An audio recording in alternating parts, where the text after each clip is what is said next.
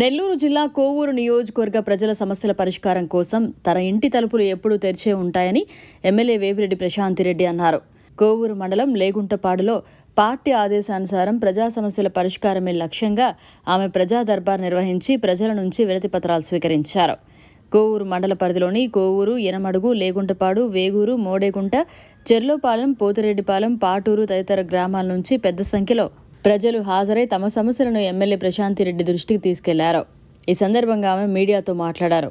అందరూ కూడా ఏవైతే మనమంతా అనుకొని కష్టపడి మన ప్రభుత్వాన్ని అధికారంలోకి తెచ్చుకున్నామో, ముఖ్యమంత్రి చంద్రబాబు నాయుడు గారిని మనం ఎలాగైతే గెలిపించుకొని ఆయన్ని ముఖ్యమంత్రిగా చేసుకున్నామో, దాని తర్వాత ఆయన చెప్పిన విధంగానే ఒకవైపు అభివృద్ధి, ఇంకోవైపు సంక్షేమము సమపాలనలో తీసుకొస్తూ అస్తవ్యస్తమైన ఈ ప్రభుత్వ వ్యవస్థని గత ప్రభుత్వంలో సరిదిద్దుకుంటూ ప్రజలకి ఏం కావాలో చూస్తూ ఇది మంచి ప్రభుత్వం, పేదల ప్రభుత్వం, పేదల కోసమే వచ్చిన ప్రభుత్వం, మేమంతా పేదల కోసం ఉన్న నాయకులు, పేదలకి సేవ చేయడానికి వచ్చాము అని ఒకే ఒక కాన్సెప్ట్తో ముఖ్యమంత్రి చంద్రబాబు నాయుడు గారు ఈరోజు ముందుకెళ్తున్నారు.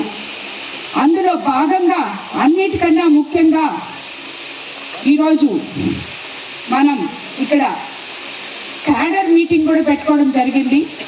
వివిధ కోవూరు మండలం నుంచి, కోవూరు టౌన్ నుంచి, కోవూరు మండలం నుంచి, రూరల్ నుంచి అందరూ ఇక్కడ నాయకులు వచ్చున్నారు. ఇక్కడికి విచ్చేసిన తెలుగుదేశం నాయకులు, కార్యకర్తలు, క్లస్టర్ ఇన్ఛార్జీలు, బూత్ ఇన్ఛార్జీలు, గ్రామ పార్టీ అధ్యక్షులు అందరికీ కూడా ధన్యవాదాలు తెలుపుకుంటున్నాను. ఎందుకంటే మనకందరికీ తెలుసు, మీరందరూ అనుకోవచ్చు మేడం ఇప్పుడే రాజకీయాల్లోకి వచ్చారు, మేమంతా ఎప్పటి నుంచో తెలుగుదేశంలో ఉన్నాం, సో మాకు సరైన ఇది రావాలి అని చెప్పి మీరందరూ గౌరవం కావాలి అని అనుకోవచ్చు. కానీ నేను ఎమ్మెల్యేగా పోటీలో నిలబడిన నాటి నుంచి తెలుగుదేశం కార్యకర్తల్ని 83 నుంచి ఉన్న కార్యకర్తల్ని కూడా అందరినీ ఒక దగ్గర చేర్చి సమన్వయపరిచి పాత కొత్త కలయికతో మనం ఈ గెలుపు మీ గెలుపుగా 55,000 మెజార్టీతో మీరందరూ కలిసి నన్ను ఎన్నుకున్నారు అనే దాన్ని నేను ఎప్పుడూ మర్చిపోను. ఎందుకంటే ఈరోజు మనం గెలిచాం, కానీ మీరు అంతకు ముందు 5 సంవత్సరాల్లో మీరు పడ్డ బాధలు నాకు తెలుసు. జెండా మోసిన ప్రతి కార్యకర్త ఆ రోజు నిలబడ్డాడు కాబట్టే ఈరోజు మనం ఈ పరిస్థితిలో ఉన్నాం. మన అధినాయకులు ముఖ్యమంత్రి చంద్రబాబు నాయుడు గారు కానీ, అలాగే మన యువ నాయకుడు లోకేష్ బాబు కానీ కార్యకర్తే ప్రధాన నేతగా మన పార్టీకి జెండా మొత్తం కార్యకర్తేను, కష్టపడి జెండా మోసిన కార్యకర్తే మనకి నాయకుడు అనే విధంగా మనల్ని ముందుకు తీసుకెళ్తున్నారు. కార్యకర్తలకి ఎంతో విలువనిస్తున్నారు. నాకు తెలిసి నేను కూడా ఏ కార్యకర్తని మరవను, ఏ కార్యకర్తని వదలను అని మీకు మరోసారి మాటిస్తున్నాను. ఈ 18 నెలల్లో ఎక్కడ తప్పు చేయనీయకుండా అటు నాయకుల్ని, ఇటు కార్యకర్తల్ని, అలాగే అన్యాయం జరగకుండా నేను ఇప్పటి వరకు నడిచాను అని చెప్పి నేనైతే మనస్ఫూర్తిగా అనుకుంటున్నాను. ఎక్కడన్నా తప్పులు జరుగుంటే ఆ తప్పులు సరిదిద్దుకోవడానికి నేను రెడీగా ఉన్నాను.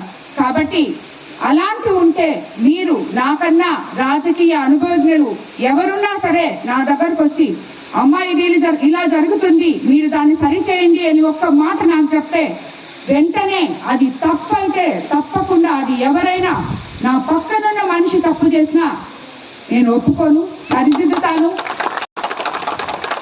ఎక్కడ ఒక్క అవినీతి లేకుండా, ఎక్కడ ఏ ఒక్కరు కూడా అవినీతి చేయకుండా మన కోవూరు కాన్స్టిట్యున్సీని అభివృద్ధి పదంలో ముందుకు తీసుకెళ్లి మీకు సేవ చేస్తానని చెప్పి నేను అధికారంలోకి రాకముందు మీకు మాట ఇచ్చాను. ఈ రోజు కూడా అదే మాట మీద నేను కట్టుబడి ఉన్నాను.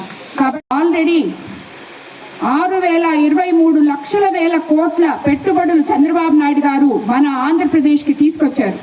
దీనివల్ల మనకి ఇప్పుడు వచ్చే ఉద్యోగాలే కాకుండా మన 20 లక్షల ఉద్యోగాలు ఏదైతే మనకి యువ నాయకుడు మాటిచ్చాడో లోకేష్ బాబు, ఈ 5 సంవత్సరాల్లో తప్పకుండా అవి మనం చేపట్టబోతాము. మన యువతకి ఉపాధి కల్పించబోతాం. P4 విధానంలో P4 అంటే ప్రతిపక్షానికి అర్థం తెలియదు. P4 అంటే ఏంటంటే ఎవరన్నా డబ్బులుండే వాళ్ళు, ఇప్పుడు మనం మీకు అందరికీ తెలుసు, కోవూరు కాన్స్టిట్యున్సీ వాళ్ళు ఇక్కడ ఉన్నారు కాబట్టి, మన బుచ్చి మార్కెట్ ఎన్ని సంవత్సరాల కళ ఈరోజు P4లో మనం మార్కెట్ కట్టించుకున్నాం. అలాగే P4లో ఇందుకూరుపేట హాస్పిటల్లో ఎక్విప్మెంట్ లేకపోతే మొత్తం 50 లక్షల ఎక్విప్మెంట్ ఒక దాత ఇచ్చారు. అలాగే రాబోయే రోజుల్లో కోవూరులో మార్కెట్ కట్టించబోతున్నాం P4 విధానంలో. ఇవి P4 అంటారు. సో వీళ్ళకి P4 గురించి తెలియదు. ఎవరైనా ఉచితంగా డబ్బులు ఇస్తే అవి ప్రజలకు కాదు, నాయకులకు వెళ్ళాయి ఇంతకు ముందు.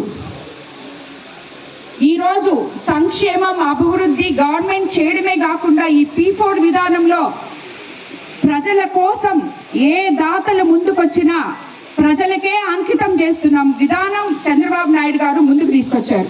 ఆ P4 విధానంలో ఎంతో మంది, మీకు అందరికీ తెలుసు, ఇక్కడున్న నాయకులే ఎంతో మంది P4లో దత్తత తీసుకొని ఉన్నారు. ఎంతో యూరియా 2 విడతలు ఆల్రెడీ ఇచ్చాం. ఎందుకు కార్డులు ప్రవేశపెట్టామంటే చిన్న సన్నకారు రైతుకు కూడా, 1 ఎకరా ఉన్న రైతుకు కూడా యూరియా అందాలి అనే ఒకే ఒక కారణంతో కార్డులు ప్రవేశపెట్టాం. పెద్ద రైతులు ఎక్కడైనా తెచ్చుకోగలరు. ఎకరాకి 3 బస్తాలు ఇస్తున్నాం. మీకు 100 ఎకరాలుంటే 100కి ఇస్తున్నాం. శివారు భూములుంటే వాటికి ఇస్తున్నాం. కౌలు భూములుంటే వాటికి ఇస్తున్నాం. యూరియా సఫిషియెంట్ గా ఇస్తున్నాం.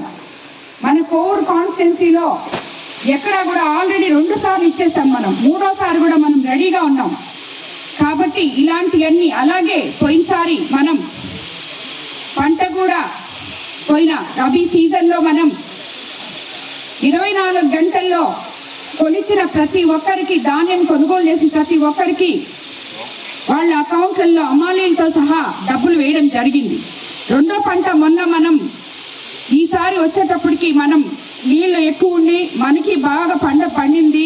ఆ టైంలో మనం సరిగ్గా, అంటే ఆ టైంకి దానికి ఓపెన్ చేసినప్పటికీ సరిగా ఇది అవ్వలేదు కాబట్టి కొంచెం ఇబ్బంది పడ్డాం. తర్వాత ఓపెన్ చేశారు. కానీ ఈసారి నుంచి రైతులకి ముందుగానే అగ్రికల్చర్ డిపార్ట్మెంట్ వాళ్ళు కూడా ఏ టైంలో ఏం చేయాలో వాళ్ళు చెప్పి సరైన ఇది తీసుకుంటామని చెప్పి నేను మరోసారి రైతులకి మాటిస్తున్నాను. అదేవిధంగా ఈ మాదిరి ఎత్తుకుంటే మత్స్యకార భరోసా మనకి ఇంతకు ముందు వేట నిషేధ సమయంలో 10,000 ఇచ్చారు. ఈరోజు మన ముఖ్యమంత్రి 20,000 ఇచ్చారు. అలాగే తల్లికి వందనం, ఎంతమంది బిడ్డలుంటే అంతమంది బిడ్డలకి ఇవ్వగలిగాం. ఈరోజు చెప్పిన పథకం ఏది కూడా రాబోయే రోజుల్లో చంద్రన్న వెలుగులు అనే పేరుతో మనం ఆర్డిఎస్ ఎప్పుడు 24 గంటలు మనకు కరెంట్ ఉండేటట్టు 3 ఫేజ్ కరెంట్ కూడా మనకి రాబోయే రోజుల్లో అతి త్వరలో, ఇంకొక మన కాన్స్టిట్యున్సీకి వచ్చేటప్పటికి ఒక 3-4 నెలలు పడుతుంది.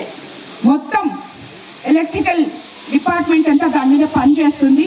సో అందరికీ 3 ఫేజ్ కూడా ఉంటుందని చెప్పి నేను చెప్తున్నాను. ఇలాంటి ఇప్పుడు మొన్న తుఫానే తీసుకోండి. మరిన్ని అప్డేట్స్ కోసం మన HN9 టీవీ ఛానల్ ని సబ్స్క్రైబ్ చేసుకోండి.